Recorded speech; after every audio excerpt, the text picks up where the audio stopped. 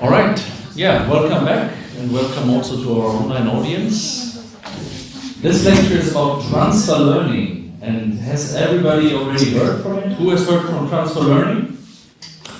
Right, there's not so many. It's an interesting research topic these days, but it also enters already industry, as I see, and basically I told you some videos about it. Before we dive into the material of transfer learning, of course we have our task to do. So let's see a little bit where you just in the grid search from the parameters. So I know already in the break some people have reported me here and there bad accuracy results, here and there a bit better accuracy results. So we want to find out what we have before we go into transfer learning. So when I start in front of the group, maybe just the parameters, just to be sure, loud, and then that was it? 0.1, yes. Is 80.54%.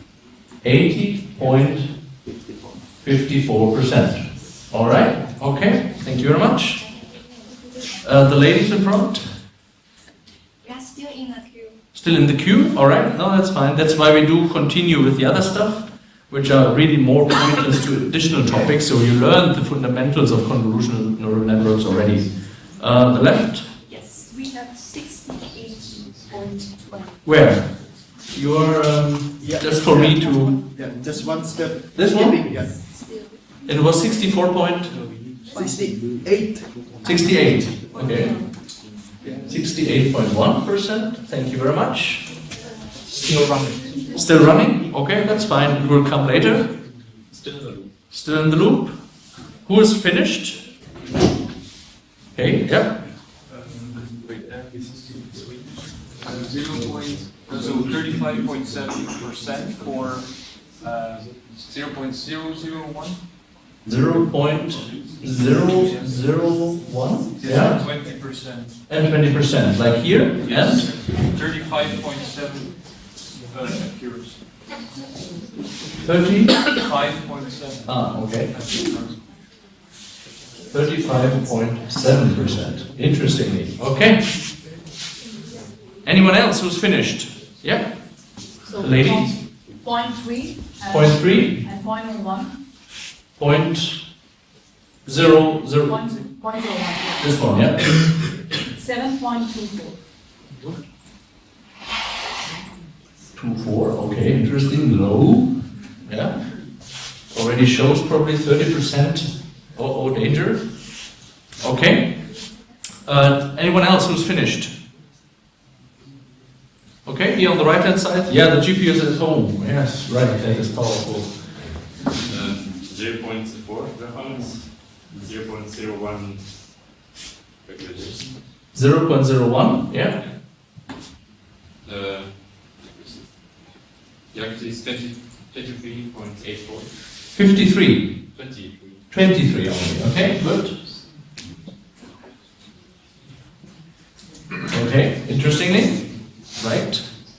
Anyone else who's not yet scheduled? Yeah, please. So it's 0.2 dropout, then 0.00001. Ooh. 0, so 4 times 0, that's right. Here? And it's 76.92. 76.92. Yeah, we vary quite a lot. So if you have been with me last time in the SVMs, it was much closer together. But of course now we use two regularizers, right? The last time the approach in the SVM we used a kernel parameter and a regularizing entity with a cost. So these are kind of two different things which are here, and of course now a little bit dramatic is the situation because we have sometimes extremum of two regularizers. For instance, in practice you hardly should go that way, right? Because remember, this means 50% of the learning is killed. Right? This should be really the maximum. My recommendation always start here. But for making the kind of point that you also see that the accuracy goes, here we do that together. Anyone else? Okay, yeah? 0.001. Which point? 001? Yeah? Dropout 0.4. 0.4? Yeah? Overall accuracy 76. Okay, 76. 0.5. All right. Okay. Thank you very much. So the current winner is still this one, which leads to a point maybe that regularization may not be needed in that particular example. But anyway, we continue. Oh, you're ready as well. Sorry for that. Yeah, but it's somewhat suspicious. It looks to be too high, but I had like a dropout of 30%. And Where is it? 30%? yes, and an L2 of 0.0001, so 3 zeros and a 1. So the 4 zeros here? 3 zeros. 3 zeros here. Yeah. And that gave me an accuracy of 0.9942, but it seems a little bit high compared to the other values. It's 70. 9942. Oh wow. Okay. 99. But you use the testing. I think so, yeah. Okay. Well, then we have almost a winner. I think that's a very good one. 99.4. That's interesting. Oh yeah, it's 78. Okay, good. Yeah, I was wondering a little bit. It could be probably training accuracy in sample performance. What we want to know is out of sample performance, right? But here you kind of know already the game. You learned. Be careful what you're reporting. Like 79%. All right. Anyone else finished on the back? All right. Okay, not the case. Then let's discuss, let's say, the next topic, but keep me updated. I will ask in between again before we go to the next subtopic. And the next subtopic always what the people are doing in terms of runs. Here and there we have not only holes, so we want to have a bigger picture. So let me explain a little bit now interesting regions where deep learning is really applied and where they also are an interesting subject to study for many cases. And we will see some in the industry, but also, of course, in our remote sensing area where we are already, because we have the knowledge already about it. So this will be true for both of the lectures. So the transfer learning really is like a separate topic, which is an interesting topic, but also the lecture 6, then we will have a little bit, a kind of different deep learning algorithm for sequence data. All of these two would require, of course, much more time, right? It's just at the end of the tutorial in the afternoon, we want to focus on our runs, and we, in terms of waiting for the runs, I would like to point you to some interesting aspects, how really this convolutional neural networks are used in practice, and what other deep learning algorithms are there. However, as a kind of summary, the first 4 lectures are really a key essence of getting started with convolutional neural networks. So you learn, in a sense, everything you need to know to really go to a practical problem, especially because we included regularization and validation. Right? So you know basically how to create the architecture with poolings, with the convolutions. We covered 2D convolutions, 3D convolutions. You know a bit what the tensors are between, flowing between them, having all the weight updates. They carry the essence of your learning, right? Think about that. The layers are just entities, putting entities in kind of signals through your network, while the thing between them is the weights, what we want to learn. All right, good. So transfer learning is an interesting subject in many ways in one. And I really touch here just the surface of that and a couple of applications which are quite interesting. So let's go and have a view of what we mean by that.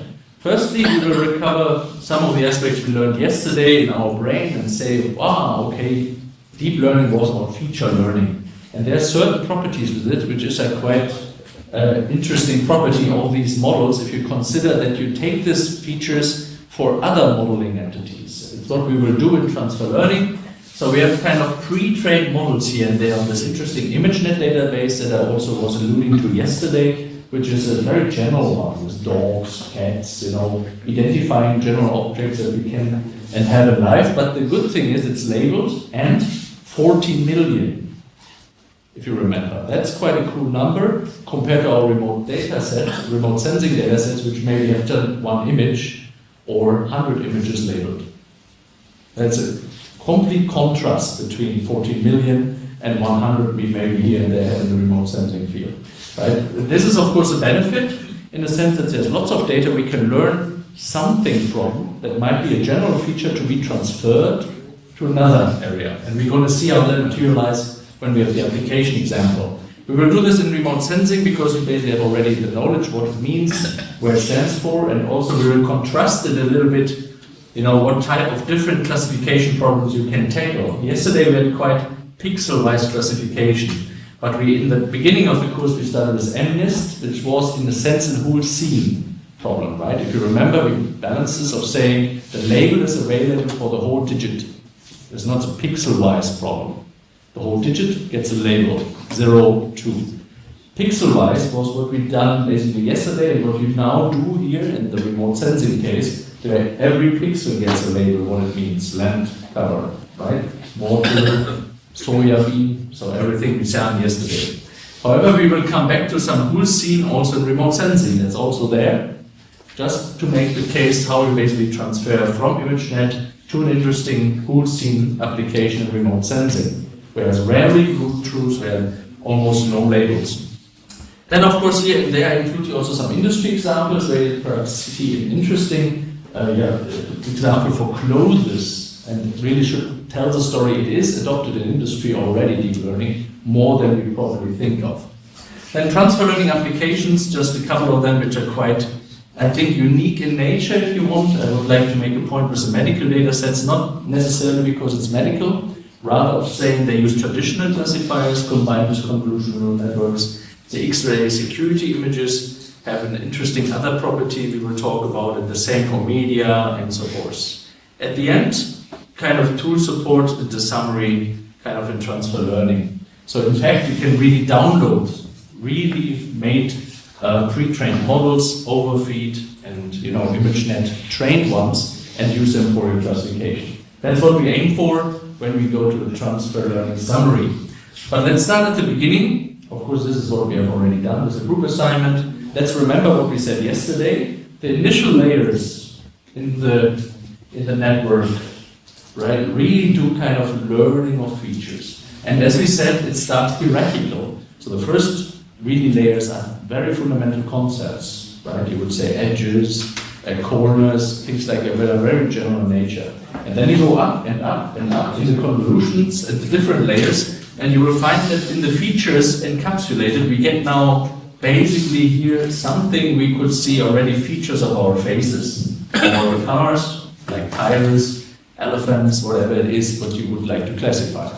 And this is an example basically that goes to the direction of ImageNet, but you then have here the big scheme and you have a whole scene, as we would call it.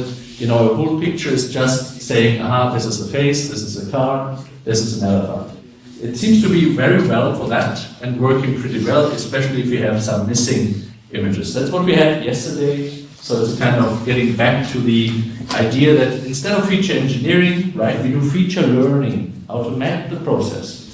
And this will be an interesting consideration if you think about that scientists, engineers, people in industry have never time, or it costs a lot. So doing this manual feature engineering not anymore is lots of saving, especially if you now can take this knowledge from the automated learning and put it to a complete different application area. And we will see that this is going to work. Quite interesting. So how it basically theoretically works means nothing else than having a pre-trained network. So you train already on ImageNet. You can do that yourself, but there are some of them like overfeed or so you can just download. Right? So they already, people have pre-trained these networks so we can get the weights basically already on this particular problem. And this of course enables us to take the initial parts of this network. The latter parts would maybe not make much sense, right? Because by now everybody should have this answer. Why it doesn't make sense to get the last layer necessarily? Anyone? Yeah? Because the last layer of the network that you already get is to specify something that's Exactly, right? It's a neural network in a sense for classification with softmax giving us the classes. What we're interested in is now taking the first layers where the machinery learns something from, the features that are there. I mean, the machine did something in the feature maps and we got that. So basically, then we use this kind of features which are there to train the network of this domain. And here's a small typo error, as you said. Of course, it should say not the final layers in actually training them, right? And this is something which is then, called the feature learning that takes place here, and we take these features as an input to the next problem we have. And that's quite interesting to do. Of course, then it depends a little bit on the data you have in the domain B, but usually we would say it makes sense to do there where you have really rare data. Right? This is, of course, a very important aspect. When you have rare data in this second domain, but you have like ImageNet with 14 million, then maybe it's a very good approach to do. So let's see about this. Also, when you have raw rare data domain B, what comes to our mind from our last session? Right? When you have a very complex network like deep learning and rare data, overfitting. Right? It's a model complexity by far too much, less data, so that doesn't work together. So in a way, it's also indirectly a cure again for overfitting of saying, instead of training a complete network just based on the little data, let's train first on something which is really big, and then fine tune with my new data and this one feature in the next iteration. And this next iteration is a very interesting one, because if you go to practice, we didn't make the move yet of saying we usually use more than one model, right? I was just at a company recently, a month ago, they run 123 models all the time in machine learning. It's a store basically about health products, and they don't have any store, right? They do everything online, but they know the customer better than anyone else. 123 models continuously, always on the data. So with that, they have orders of magnitudes of revenue. Right? It's quite interesting how that works well. But it's really the key sense, one model alone usually doesn't work in practice. We will see that also when we, for instance, have then the LSTM model, the sequence data, we do encoding, decoding of sentences and so on. So usually you would do more than one model. And here you would do this, basically you would have two models that you use to solve one problem. Right? You can also stack several of these, but this is all more advanced material. Just a pointer for that, don't take, as granted, just one convolutional neural network alone will always solve your problem. Right? It could make sense to do some clustering of features in an unsupervised fashion, and when you learn that, basically also stick it to the classifier. So you can combine different classification, different clustering algorithms, and convolutional neural networks are not different. Right? They're in the end also just yet another model. So you can take pre-knowledge you have and code that into dimensions if you like, and then put it into the convolutional neural network, and it will help the classifier perhaps here and there to classify and learn better features. So that is of course an interesting aspect. So let's look at the ImageNet again. I think this is one you already remember, 14 million images on all kinds of different things we have in life. Here's even a supercomputer. And last time we did make the point that mostly it's learned with deep learning today. So let's reuse it for other parts. Not necessarily for ImageNet, but for other ones. And some people which are very successful in creating these networks have kind of done and are basically known in the community a little bit like recipes here. So we'll say AlexNet that you see here is a kind of structure, and it's this, according to the author, if you do the reference and look it up, he just had a kind of specific structure like this, and here's a little bit the parallelization that you see. The upper layer is just another GPU if you want, but you see here the construction of the layer, right? Your max pooling, Strider 4, the convolutions in itself.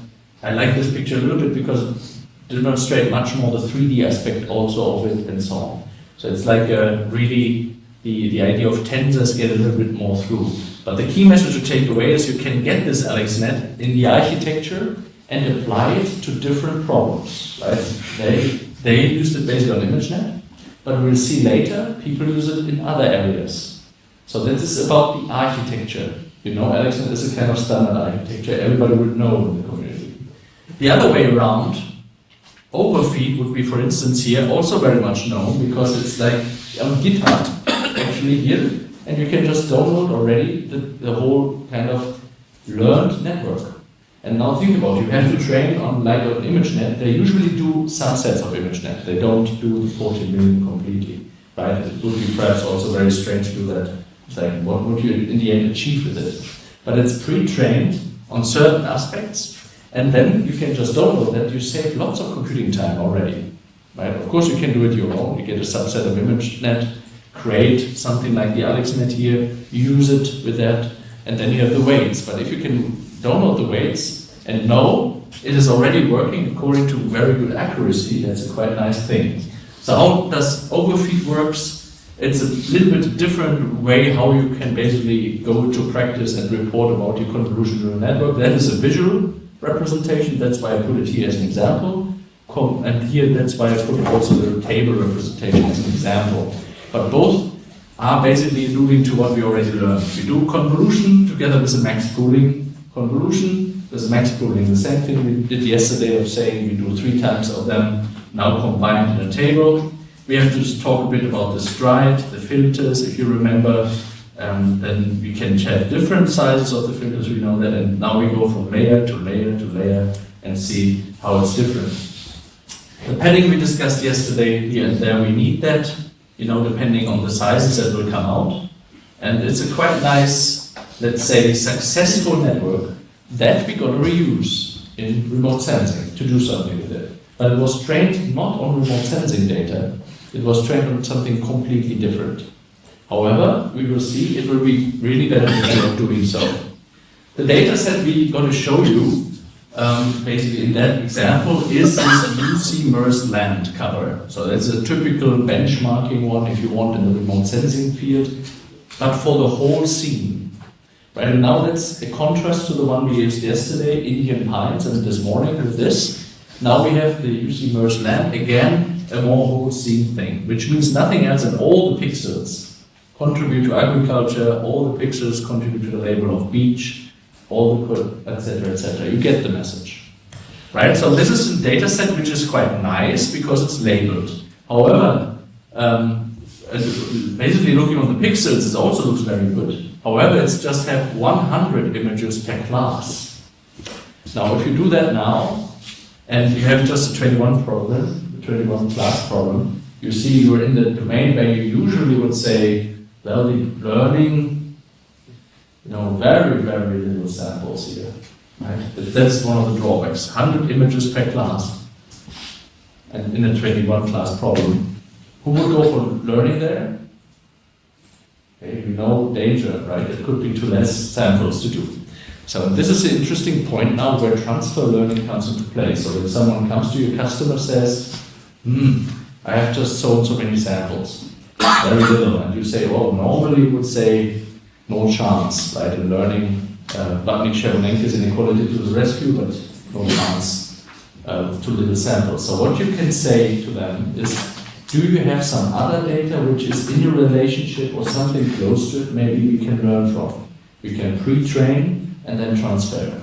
That should be the learning experience of that. That means we have a new way of learning in a sense to attack problems we otherwise cannot because we have just too little samples. Right? Of course, there are other strategies to do so. Yesterday there was a question, I think, about data augmentation. Can I do that? I think that was on the left-hand side, changing just one pixel, another pixel, and then from that you create, instead of one image, many images. Google is doing that here and there. Right? Data augmentation techniques, you rotate the image, you do grayscale. So this is another approach. Right? Transfer learning is yet another approach where you just take this data set now and say, we still want to classify, but before we do that, we learn generally what are edges, what are things in the ImageNet database. And by doing so, we get relatively high accuracy all through the lines. And this is the overall architecture, how it looks like, basically from the abstract architecture that we have shown before, or actually seen before. We have now kind of a pre-trained network that we have, that we just download based on overfeed, right?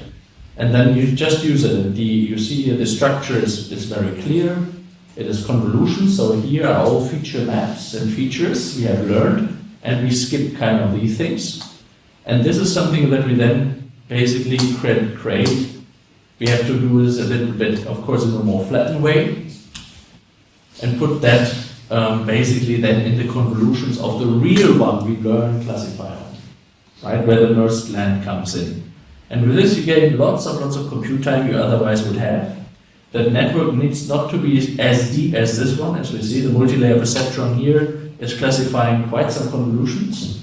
But here, the multi-layer perceptron, the dense, right, that you already used in kind of Keras, you basically don't need so many convolutions because you pre-trained a lot on ImageNet before. And it's a kind of an improved one of AlexNet, so it's of course something to mention. And it has just 1.2 million labeled images used from ImageNet, right, when you do that. But with this, applied to this kind of museum land data set really gives good accuracy. This is now an aha effect in the community, that transfer learning really works, right? And this is something for considering in practice. Here are some combinations, basically from different classifiers, if you want, that this really works.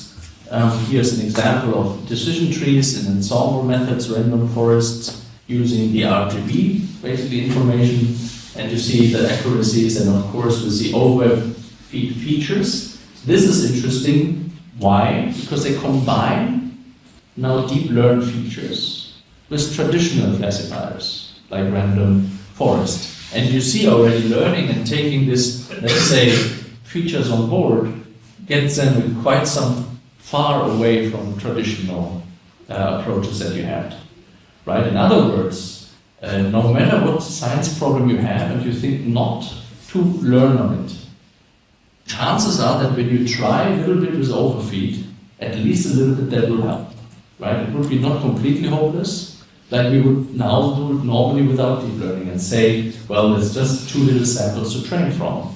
So basically what I encourage you, if you have, let's say, too little ground truth in your science problem here and there, talk to some of the scientists here and PhDs, maybe consider using overfeed features for that, and it could maybe lead to better improving results, as done in this remote sensing study.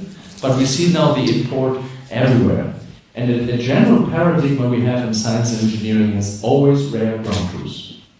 Right? It's just always little data, unfortunately, because we know getting ground truths is very costly. Sending someone out in terms of remote sensing to downtown Rome and doing all this pixel-wise, or the Indian Pines pixel-wise, costs lots of time, but also kind of big scenes to do that in a very structured manner.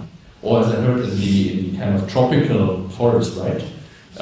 Doing there basically, like, how do you want to have drones flying through the tropical forest to do good pictures and doing ground truth analysis? It's really hard. So in this sense, this is an interesting new approach, which I encourage you at least to try out. It's not so hard because it's already pre-trained. You don't know it, and then you have the features. You just have to encode them now to your problem, as we have seen in this part, right? You have to a little bit think about how you take the features that are coming out of all of this, of course in a structured manner. In which layer you think is useful, maybe some of the layers are not useful, you can play around a little bit with it. In the end, it's all about how you structure it, but it's at least already trained for you. So this is interesting to do, and you find different other sources, and you see with that, of course, putting that then again in a deep learning itself, right, seems to be then at least then again an order of magnitude more. Because we see here the CNN with a lack of 3 feature maps, we see RGB, right, if you remember, like the spectral channels that we had in the other with 220 bands and everything. Here we use the RGB feature, and with this, just 45%, or 44.5. Right, so this seems to be a very good thing to do across the different sciences. And here's another combination of where people have done, lots of different kind of modifications and very advanced algorithms that are not so much mainstream, where they of course get already the highest one in the community. We don't have time to go on all of these, but you can see that they are all very much optimized towards this particular data set, towards remote sensing. That's why they have been reported as being the best. And what's now coming out that with the studies, more and more we have is deep learning. The people trying out these things now, we get more and better accuracy. excluding overfitting. So here and there we really can be sure these are really the results. One reason is, of course, because you also can do kind of confusion matrices and many other different evaluations on it, like also painting or printing.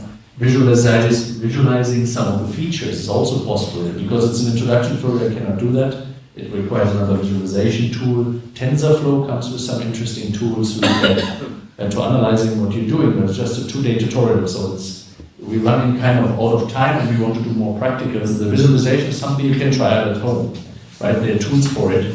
But with this, you get a little bit more feeling what the network really learned, right? And the example with the faces is there. You can think of, again, several features will be characterized depending on your scientific problem. Like leaves, for instance, if you probably do the tropical forest, the concept of leaves, of having a kind of structure in the leaves will be probably coming out in some of the features.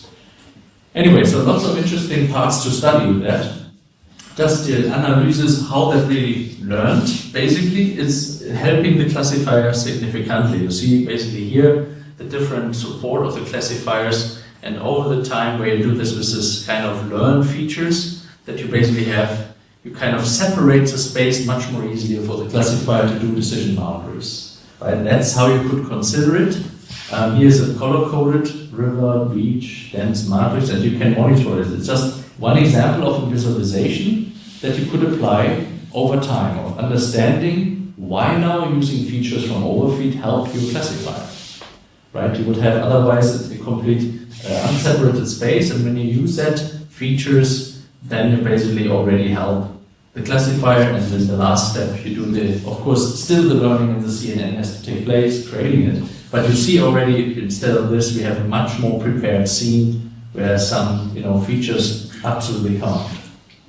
Right, it's just, again, of course, all of this is one teaching lecture actually to get some types of these things going, so we cannot cover everything here exactly, but please take maybe here and there some of these references into account, look at them and see how they can basically maybe affect your scientific area. Right, so just again, maybe from the kind of overview, how it works, you have now basically this kind of UC land, which was always about a scene. Yeah, we want to kind of classify, and it's actually seeing this unseen data the same way. So what these people did was not only, just use immersed land, they also try now more and more other areas to actually get classification. And this works well because we said before earlier that there is a kind of location transparency as well that you learn with the features. So it's also quite nice thing. So the transferability is actually orders of magnitudes more when you have then kind of this aspect. So I also should say one drawback maybe a bit. So I think there are less studies on pixel-wise classification doing so. So take into account the message now. What we do is scene classification. Right? Studies are still waiting for doing pixel-wise classification here and there, and you can consider probably not working so well. However, worth a try, and that's something what people I think here and there are doing now. Right? This means, of course, much more work if you go pixel by pixel and through all the data set that you have now basically used yesterday and so on, and think about now what would be the features that would be encapsulated in one pixel by learning and pre-trained. What could you use from overview for that? So still, we have a spatial resolution from 20 meters. So I think they're roughly in this data set. So there's maybe still something to be reused from the features we learned first in ImageNet and then put it on this particular one. But this is something which really points to future work and so forth. And that's why I'm going to ask you now if there's already an update before we come to the next part in the grid here. Or any question, by the way, right? You can always ask questions in between. But if there are questions to the transfer learning now, we will see some more applications later, but please let me know. Yeah, please go ahead. For the test accuracies that you showed, this is for the remote sensing data, I guess. This one? Yes. Yeah. But is it also for all sorts of data, for example, medical data and other sorts of data? Can this sort of values be used as a starting point to say that I'm going to use CNN because for this data set, it gives good accuracy. Right, yeah, so basically, of course, it's just on the remote sensing data set, so no medical, no other area. But of course, the motivation now would be, this is scene-wide classification. And if you have a similar problem in the medical domain, for instance, of having tumors, or so you have less ground truths. So maybe it would be good to have the overview features and take them as an input, as we discussed here. Learn, you don't need to learn, you download. Overfeed is there. And put it to your problem of, for instance, the medical domain, right? Where there's very rare images. There is no guarantee that this will be then going out like this high. Right? This is already also the claim that I can, because you have a kind of neural network or a CNN together with a CNN, so to speak, right? If you even use it with a traditional classifier, you see here random forest, this will already help because you learn features. And this is really the interesting thing of transfer learning. We have now another application area. You know, we did before classification as an application. But now what we basically have as transfer learning is our application is just generating features. And with the generation of features, I can help anywhere else. Admittedly, that is something which is a little bit strange for us humans, but if you think about that, at least some of the usual concepts are always around edges or whatever structure and properties you learn. It maybe makes sense to think about that, even in medical domains, in different areas where ImageNet is not really having any data. Right? It's because the simplest areas in the first layers that you learn in these features are mostly very simple things you can apply to different things. So it would be good to do a deep learning of the medical data set because AlexNet doesn't have it. Or right, in a way for the medical data set, you would do the following of just exchanging these parts. You have the kind of features you learned from ImageNet, overfeed, downloaded. Not your concern. You just have to a little bit put them now into the right structure, as you know. We have to massage the data a little bit, how you put it now in your network, which will be on medical. But you have, of course, the features going in as well that you pre-learn from overfeed. So you have kind of two streams now. You learn on your medical data with basically the ways that the network learn features from the other network. And with this you get an acceleration, and in many cases probably much higher than doing on very rare data any kind of classifier.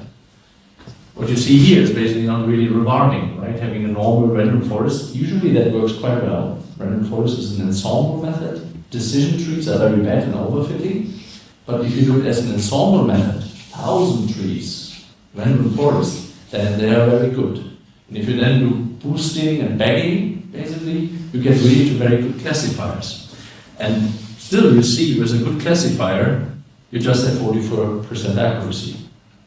Because it's less data, as we know, just 100 samples per class, and so on. So the people really came up to very sophisticated ideas here, which are very interesting and very advanced to get very good, kind of tested accuracy. Right, so basically chances are that whatever classifier you use now in your medical domain, which is probably maybe here because you have rare ground truths, you add more to the 60. I don't want to promise necessarily here the 92. That could be related to many aspects, but at least a better test set accuracy than going without, any kind of feature learning. Something worth trying. Any other question, maybe? It was a good question. Thank you very much. Going once? Twice? Okay. When there are no questions, let's look a little bit if we can fill a little bit our table before we go to the next topic, or basically to some more applications. So who has another value? Anyone finished? Okay, let's have the first. Dropout 20%. Dropout? Okay, 0.01. 0.01? Yeah, that would be 23.8% accuracy. Wow, 23.8. Quite a tough jump, but you see the jump is happening. Also here, and interesting enough, he is getting up. Who was reporting this value, by the way? Can you just show? Yeah, you have looked at the test score, right?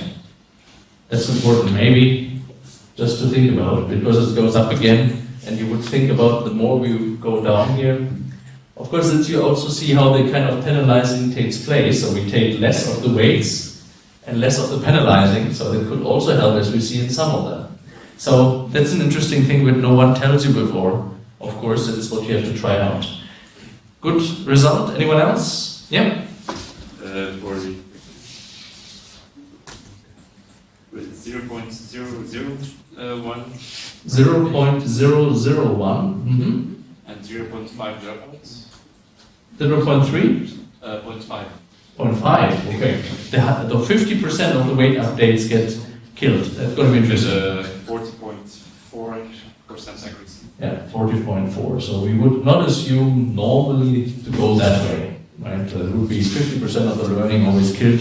It's also basically, in a way, if you want, a little waste of computing time to learn. But good result. Right? I put it here to really have a contrast, very broad.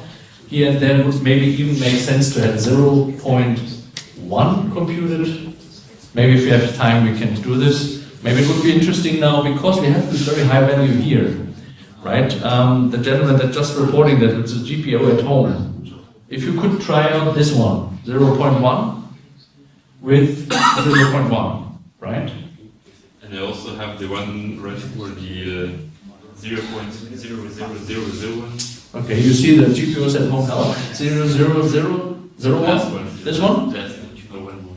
One more? It's 0.5 dropout has 82%. 0.5 dropout. Like the most extreme part here, yeah? Yes. What was that? 82. 82%. Oh, okay. That is interesting. Okay, anyone else? I have a question. Yeah.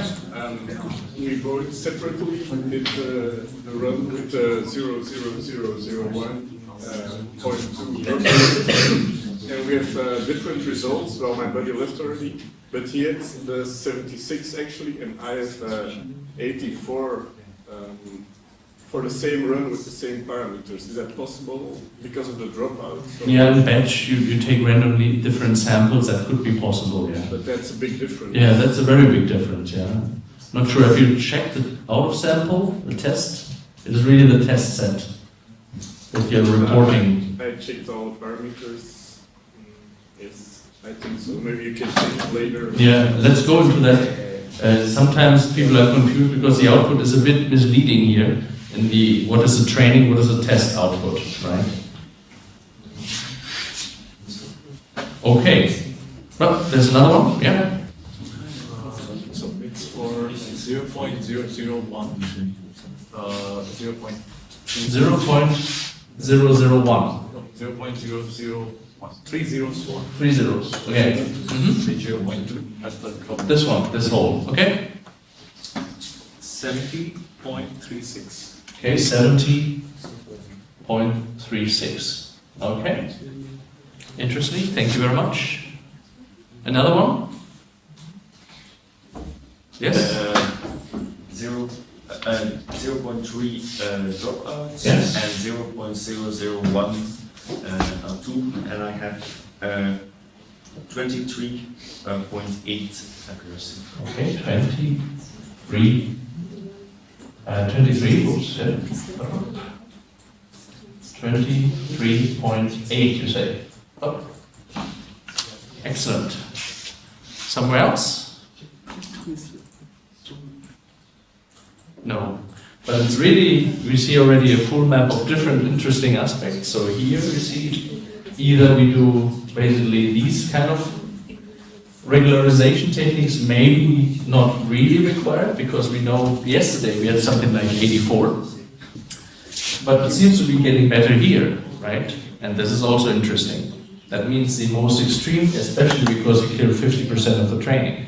So here I'm a little bit down, but it's a test set, right? You know, who was reporting that again?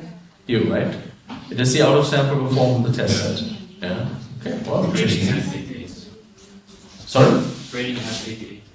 Yeah, it has 88%. Yeah. Interesting. Okay, good. Yeah, well, there's the next one. Yeah, it's like similar result for that corner. Like I had like a dropout of 50% and Yeah. an L2 regularization of 0.0001, so 3 zeros or 1. 3 zeros and 1. Yeah. And that gave me a test accuracy of 0.8209, so 82.09%. How much percent? Sorry, it's like very hard to hear. 0.09. 80.0. 82.09. 82? Yes. Okay, well that's interesting because it's the highest value we have right now. 82.09. 09. I mean, when the runs would be shorter, what people usually would do, they would do averages, right? That's one of the discussion just was around, these kind of sometimes vary, these kind of percentages. Of course, this was a very tough contrast that we have seen there. I think 10%. That's a little bit perhaps unusual, but the randomness in that, especially if you have all the dropouts here, you never know. It's per iteration, randomly dropped out. Could be, here and there, changing some of the things, depending, of course, where your signal is and what signal you have. But still, I think that's an interesting result. So here on the boundary, if you apply very much regularization aspects, it seems to help the classifier again. Right, and this is a quite tough value already. By penalizing quite of the big weights significantly. But this is more surprising in a way because lots of these weights updates will be not, considered. However, if you think now, what it means is we're penalizing the weight first, but we don't use the penalizing weight. It's a little bit a learning experience again. Think about now what we're doing. This is inside the algorithm. We penalize inside the algorithm. Then we get a W out. The kind of idea of the next activation, and then the update. But with a dropout 0.5, what we're saying largely is what's coming out of this extremely regularized one, we're gonna not use that very much. Right, so having extreme here and the extreme here, and it would be interesting when we get out here, maybe that is still in the queue or here. No, who was in charge for that? I think I had someone signed, so here's a. If you have already something out. Not yet. Not yet, okay. Cute, yeah. No problem, we have more material, we will come to it when we go to the next step. Alright, but it may point to the fact that not so much regularization needed for that. Either we skip it completely, which means like this way, or we kind of basically balancing that completely out to each other. Anyway, now let's have the discussion at the end when we have a bit more time and can look thoroughly in that. Let's have a small video, because I tend to always, as a scientist, have scientific examples, and I know many of my students and PhD students also go to industry, and they are always very nice industry examples. This is a particularly interesting one. It has kind of two parts to bring the message across. So this is the first part we're looking at, and then we will look at the second one later. But you see where transfer learning is really practiced in industry. It's a very interesting If you've ever shopped for clothes online, then you've probably noticed a list of recommended items somewhere on a web page. These product recommendations are usually built by analyzing the past purchasing behavior of the store's customers. But DeepNets are revolutionizing this aspect of the fashion world by learning how to identify matching clothing combinations that most people would find appealing. Indigo is a cloud-based deep learning service that has used the concept of transfer learning to build a demo for the fashion matching problem. Let's take a closer look. Indigo is a group of innovators in Boston aiming to revolutionize software through powerful, developer-friendly machine learning. Their state-of-the-art deep learning algorithms have enabled companies to automatically extract meaningful information from unstructured data, regardless of size or capability. The team has built a custom collection API, which is a set of rich features trained on hundreds of millions of examples. Using transfer learning, their models can handle messy, unstructured data, making them even more effective. Machine learning models are excellent for recognizing patterns within a narrow domain. Transfer learning allows you to take a model that's been trained to solve one task and tweak it to solve another task. This is a familiar concept in the machine learning space, but recent progress in deep learning has made it much more effective compared to traditional machine learning techniques. This is because deep neural networks learn many layers of features, and when properly trained, the knowledge encoded by these features can be useful for solving many related tasks, not just the one it was originally trained to solve. So instead of training a model from scratch every time, you can jumpstart your model using features from a similar pre-trained model, and then use your data to fine-tune the features for your specific problem. Remember, with traditional machine learning, all these learned features are written by hand. The model doesn't figure them out by itself like a deep learning model would. So transfer learning wouldn't work well with traditional machine learning features. For interesting problems, no one knows how to write transferable features by hand. Indigo's custom collection API is built around this idea of knowledge transfer. Just to give an example, since the API has been trained on large volumes of text data, you could potentially fine-tune the API for a specific natural language processing task in a domain of your choosing. Because of transfer learning, you'd need a much smaller training set than if you were building the net from scratch, and you'd still be able to obtain remarkably good accuracy. The API has also been trained on many images, so the same concept holds true for image recognition applications. Next up, part 2 of this video with the fashion matching demo by Amanda Sivaraj of Indigo. If you want to learn more about deep learning, hang around after this for our recommendations, or visit us on Facebook and Twitter. Thanks for watching, and we'll see you next time.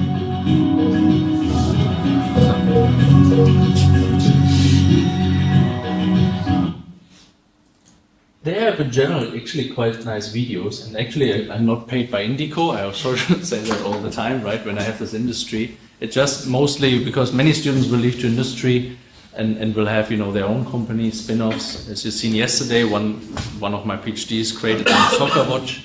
So this is something, of course, which you should see, that it's often used in scientific endeavors, but the algorithms we do are one-to-one transferable mostly actually in industry to industrial problems, and here and there the same problem. The customers that came in not shopped before are kind of rare ground truths. You don't know very much about the new customers, but you want to know very early if that would be perhaps usual customers. They will come more often. Do they have patterns of buying again and again?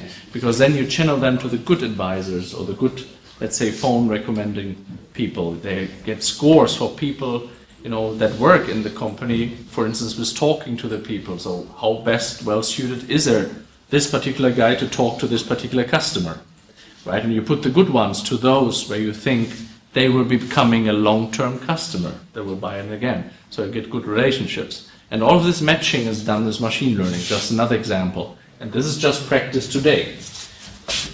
However, the fashion matching will come basically in the second part. As I mentioned, this was more the general idea that you see transfer learning is done. Let's look on some other domains, just starting to getting really a feel for it. What can transfer learning do now outside of the remote sensing? Because there was already a question, what can you do in medical domains?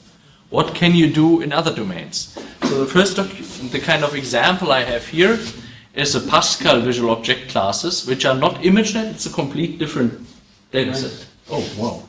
Thank you very much. The microphone missing. Oh. Still, I hope some on the back you heard what I was saying. Good, then I don't need to repeat.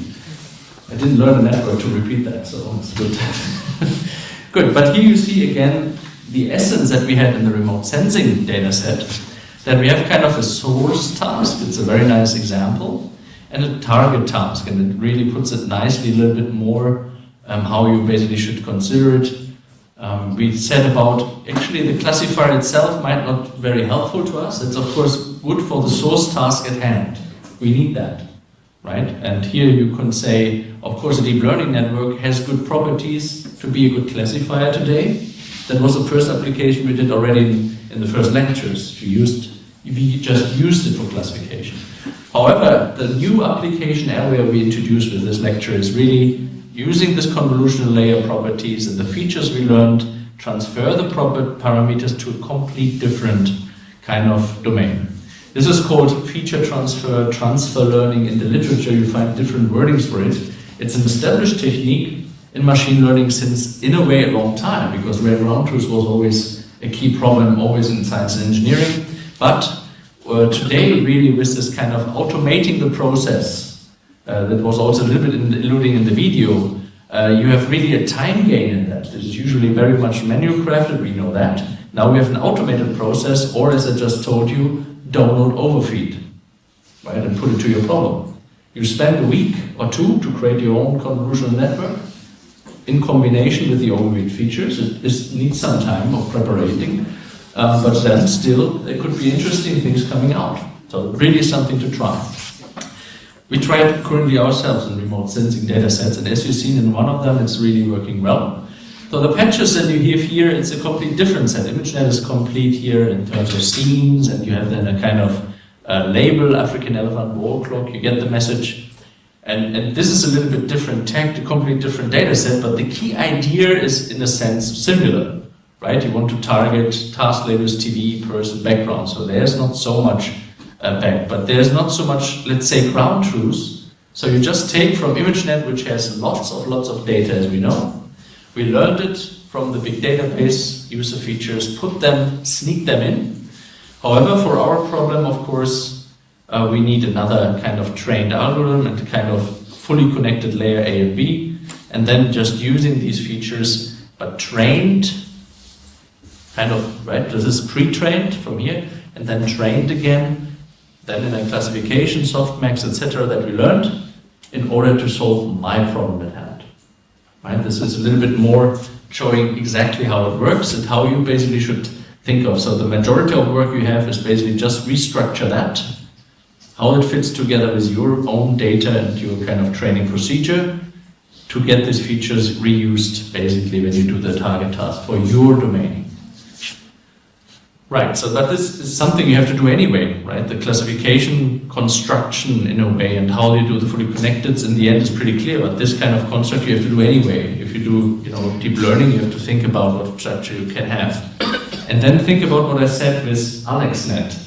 In a way, before you potter off and necessarily for any other image recognition task in your scientific community, creating yet a convolutional neural network, do lots of work. Think of if Google-Net or AlexNet or maybe the overfeed network structure already gives you good results, right? There's no point necessarily of even creating the architecture yourself. Hence, you can basically learn maybe directly getting good results actually using this aspect here. Right? Of course, admittedly, it depends also which dimensions are your problems, right? What are the dimensions of the images here compared to that? Right? You have to think about that the tensors, what we discussed, the input especially, has to be pooled, has to be put on the feature map with a local receptive field. That's what we had in lecture 2. It must fit. It's not that you can just throw that on, right? But still, you have to bit work here and get perhaps a huge gain of not training that all the time, just reuse it, and then basically have already much more better accuracy than just random forests, SVMs, or things you did in the past. Right, so another example there in this context I want to show in medical image data sets, and not so much from the medical domain. I'm not a medical expert, so that doesn't help us. Much more interesting is that you can combine this, of course, now with any other classification algorithms. And this one is particularly interesting because we had this last week, so everyone that has been at least part of that tutorial know now what interesting gain that is. Again, we had this S-stub feature engineering, which we put normally before, did lots of work in order to get the SVM right. Now, interestingly enough, what we've shown in this particular tutorial here, we exchanged that with a convolutional neural network and had better accuracy results. That's already a win, right? So the same idea, so to speak, that we have shown now in both of the tutorials, right, from last time, using SVMs are still very much robust, could help, not necessarily always do deep learning at the end. SVMs have certain nice properties that we had actually learned last time, very robust, minimal number of parameters, right? Like we had just the kernel kind of parameter and the cost, which was a regularizing entity really. But maybe it made sense to really put your features that you learned here, that should be indicated by that, and putting that to the SVM, to a traditional classifier. Could be also good. It depends on your application problem. In this medical image data set, this was, for instance, a case, right? And they took something from totally paintings and so on to something very nice in terms of medical disciplines, where usually the data is also rare or you don't have access to. An example are typically patient studies from pharmaceutical companies. You're not allowed to reuse them in many cases, right? They're often just for one purpose, and they cannot be reused for other studies. In the pharmaceutical industry, there's some kind of law problem. Unless here and there the patient said, yes, you can reuse it, but then you have to go to all the patients again. So all of this is quite an interesting idea to deal. So for you, if you're in the medical domain, and I think there was one, right? It was a question. I encourage you to go to this paper and read it, right? It's in a sense what you want. Maybe consider really also first just using a traditional classifier, what we learned last week, and before you go and then do the convolution yourself. And if you do the convolution yourself, maybe even consider AlexNet to put to your problem. Or Google Linnet is also a very good structure. And in effect, every one of you has used almost the Linnet because what you do here is inspired by it, right? The number of convolutions and so on. Anyway, it goes too much detailed. This is already more advanced topics, as you know, and actually realized probably by now. So we keep it to a degree of an introductory level here, but it's really interesting where it can help.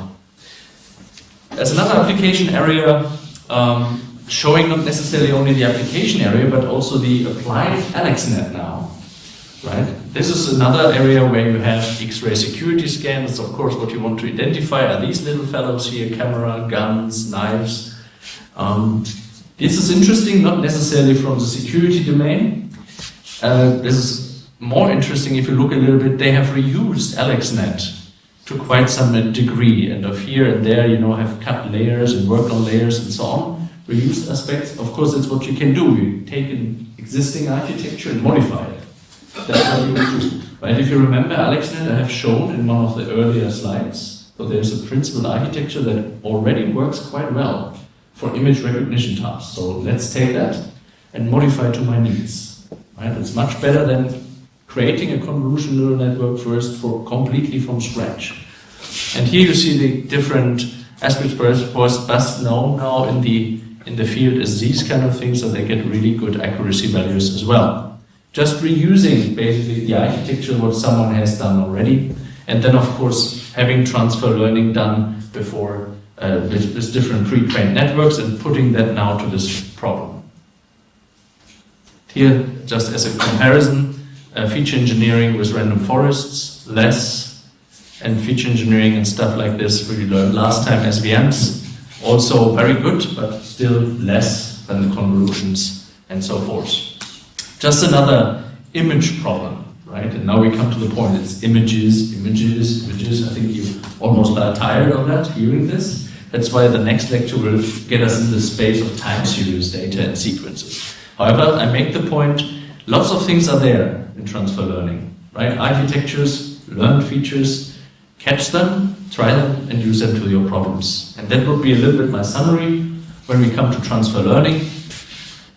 I think there are lots of possibilities out there. It's just really new, right? It's about people taking this and apply it.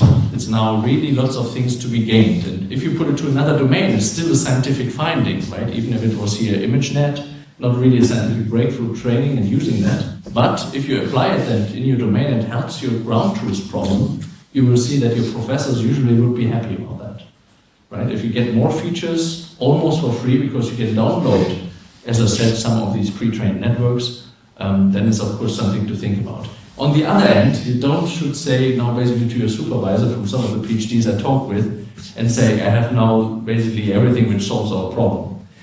Care must be taken which problem you have. As I said, challenging data sets might be much more pixel-wise. It works very nice for the whole scene things, which are more rough if you want. Right? Be careful with the pixel-wise aspects. And the tool support you really have, downloadable, AlexNet, FeatureNet, you already have given at hand the tutorial here. you see that actually TensorFlow is a bit more complicated. If you go into that, you have to program a little bit low level, but there's everything there that you need for convolutional neural networks.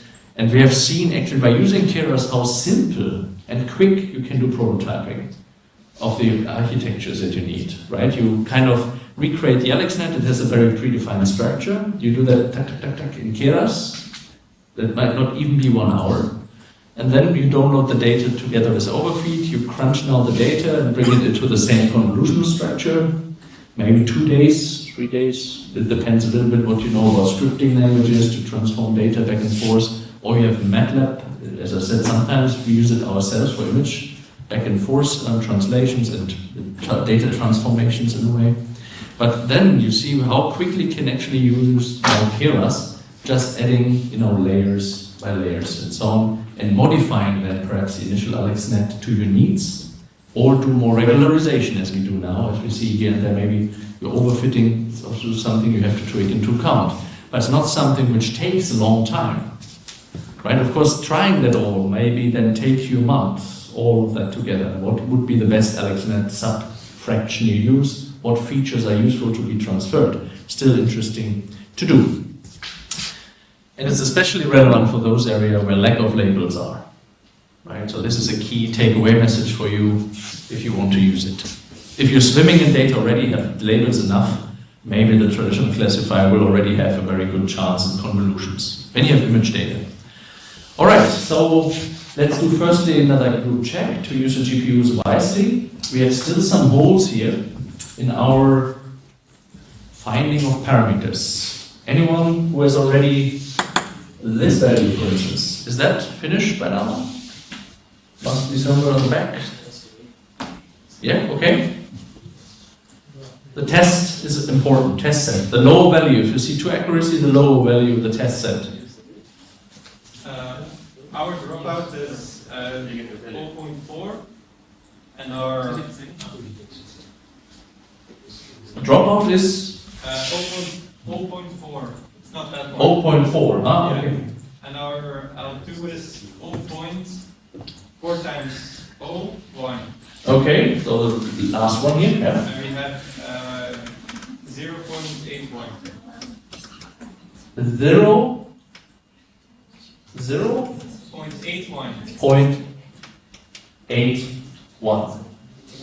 Well, okay, it's 81%. Yeah, sorry, I was a little bit confused myself and thought, well, that's very low.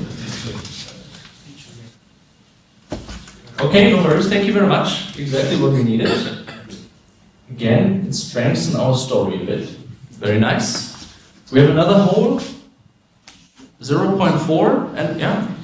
It's not yet a big refresh, but it's about 200 steps and it doesn't improve anymore.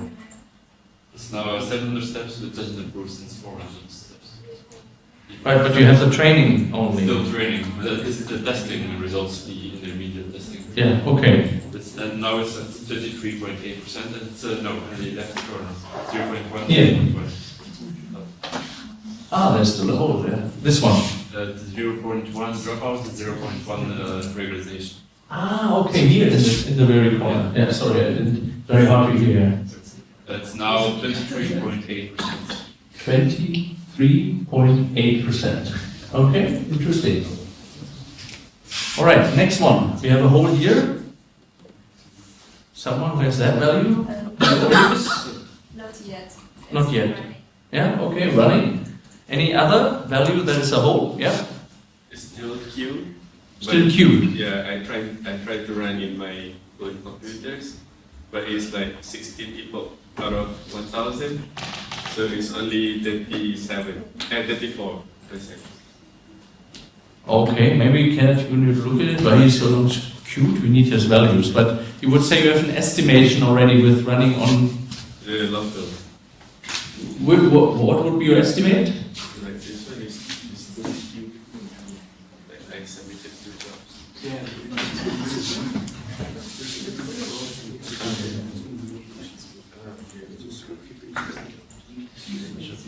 But here is like I stopped at 360. All right, any other value in between while we clarify this issue? Going once? Twice? Okay, so let's have the counterpart video before we conclude the lecture. We almost also are done now with this time slot. This now applies basically the transfer learning to the clothing industry, as I told you. That's the part 2 of this video.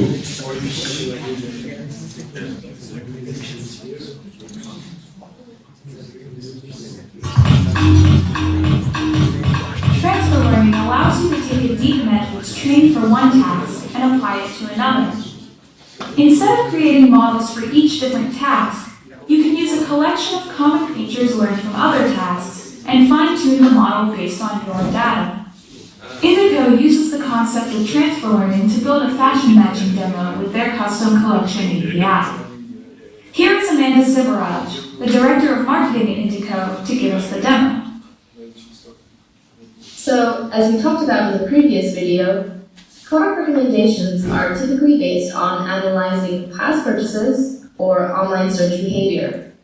You've likely received suggestions while shopping online for, maybe a shirt or some other piece of clothing that looks similar to one that you've purchased in the past. That's useful to some extent, but how many of us want closets full of the same pattern or style? Wouldn't it be more helpful to recommend a pair of pants or a skirt, handbag, etc. that went well with that shirt? We thought this could be an interesting problem to try to solve, so we went ahead and built this demo to test it out. We approached the problem as a fixed wardrobe of clothes, in that we only have these 5 pairs of pants, but have unlimited options when it comes to shirts you could potentially match with. You can select one of these available shirts to find which pair of pants it best matches with, or try uploading your own. Remarkably, this model is only trained on about 110 different shirts.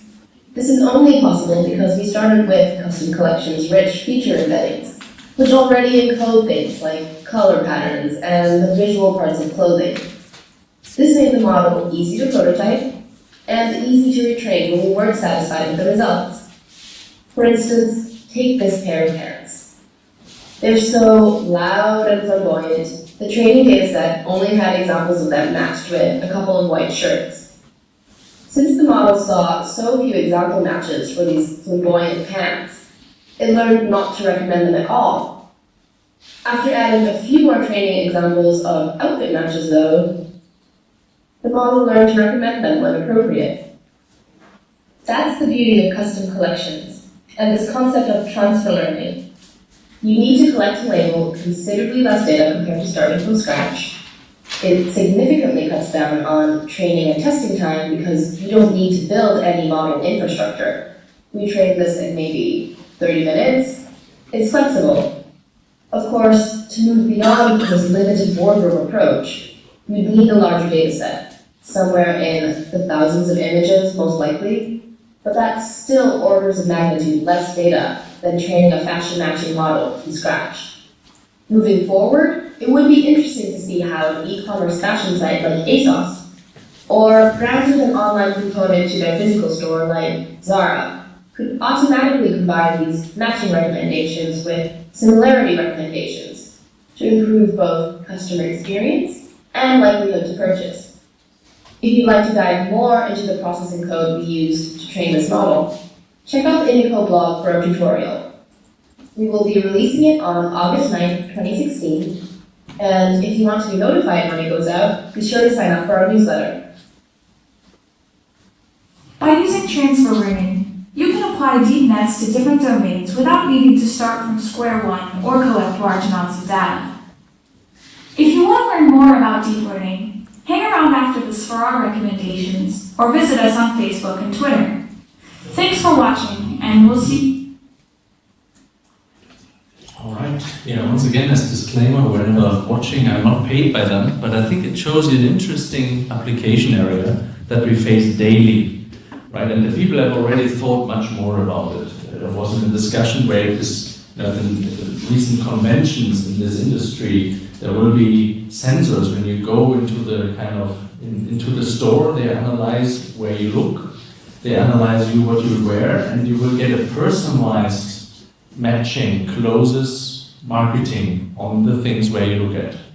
Right? Admittedly, it's interesting when the store is full, so it will switch very often, but still, these are things that people think about. They integrate this not only, let's say, virtually in the computer. We would say online stores will go that way, but it's also that the stores, the physical stores, are thinking now how we can gain back all the Zalando users, the people that only shop online, how we get them back to the store. And there's several of these models. One model is also advanced reservation, that you would like to try out something, so you pre-order and you have them in the store, right, ready for you, automatically with matching. So all of these kind of interesting aspects use already machine learning models and are also explored by the different stores. There's a question, yeah, please. Not a question, a comment. So for this, maybe the prerequisite is that I should have a good sense of fashion in the first place. Yes, yeah, if you have lots of colorful trousers that we have seen, it's going to be very interesting what the recommendations will be. That's sure. But, I mean, everybody has a pattern in a sense. We know that already. If you have been friends for long with some people, they know some like more shirts, some like more pullovers. And so there is a pattern to be detected, machine learning. Data is usually a problem, but as we said, transfer learning to the rescue, as the lady was saying. You don't have to do anything, it's basically pre-trained, and you just put it to your modeling. Right? So also data exists, and there's no really physical formula, as we discussed in the first lecture, of saying, well, that's exactly your dress, right? You have this taste, so machine learning helps. Right. Okay, any other question? Yeah, please, go ahead. If you could go back to slide 20.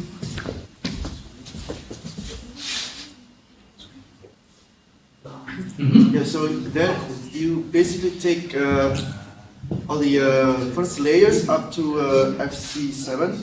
Yes, fully connected. Fully connected layers. Yeah. And then on top of that, you add some more layers for the new classification task, right? With the FCA and FCB. But you that is a new classification task for this kind of problem. Yeah. But why did you? So what's the reason that you decided to cut, let's say, up to FC7 and not FC8? Or maybe if you have more layers, then you. That's something where you cannot necessarily say there's a general recipe. That's something where you think about that depends now on your application problem.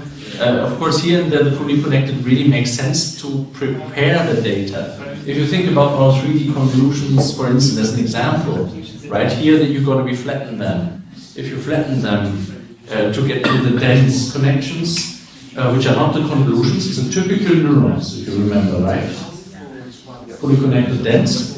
So it's already in a nice format, so to speak, right? So maybe that is helpful already for your application. So you just take that over with, right? Because you think about everyone that is here interconnected has lots of weights, especially the fully connected one has lots of weights pre-trained for you. So you save again lots of computing time.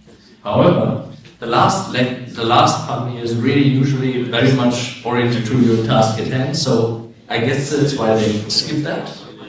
But the feature learned here in the convolutions would be important, but also the weights learned in that is interesting to put as a start for the next one. To be then, of course, refined again with both propagation, as we know. But you already have probably solved lots of time just in training. That could be one of the motivations. And it's a bit more already structured, as I said, like it's usually flattened and so on.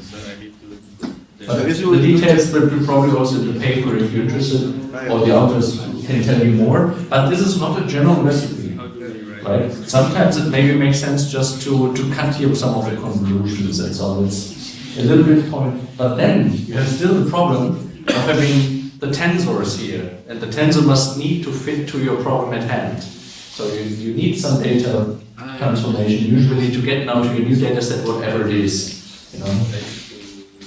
But good question. Thank you very much. Especially because this is really a dense art. Right. Any other question? Less questions here, so it's surprising. Who thinks transfer learning can help them in the application area, the PhD you are? Want to try out? Okay, there's a couple of them. That's good. Try it out. Already. Good. So if there are no more questions, Going once, twice. If that's not the case, we have now again a half an hour break before we continue with lecture 6. So for the online audience, we begin at 14:30.